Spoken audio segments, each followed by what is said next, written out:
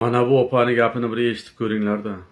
Kambag'allar bilan hech qachon do'stlashmang. Bitta dasturxonda o'tirmang. Iloji boricha ular bilan muloqotga kirmang. Kambag'alchilik xuddi virusga o'xshaydi.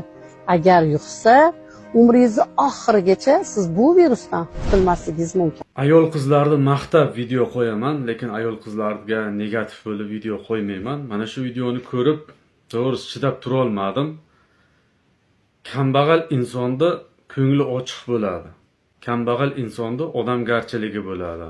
Mana shu internet tarmog'ida ham 4-5% boy odam bo'lmasa, 95% kambag'al insonlar mana shu internetga kiradi-da, tomosha qiladi, kontentlarni ko'radi, kuzatadi.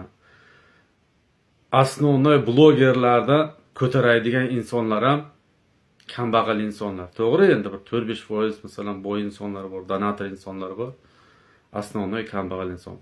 Kambag'al inson deb hech kimni unaqa kamsitmaslik kerak. Mana auditoriyam deyarli kambag'al insonlardan tashkil topgan.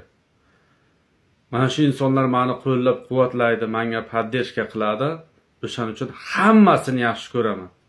Lekin aytadi-ku, bir dunyo podani ichida shunaqasi bo'ladi deb.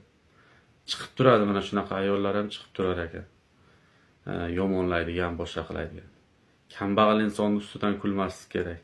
Hech qaysi bir inson boy, milliarder joydan chiqib kelmagan. Kambag'alchilikdan hamma ko'tariladi. Ba'zilar noldan ko'tariladi. Mana shu videoni kambag'al o'zimga o'xshagan jigarlarim ko'rayotgan bo'lsa, like, podpiska, repost, kommentariy bosib do'stlarga taylab olsinlar. Kambag'al sila.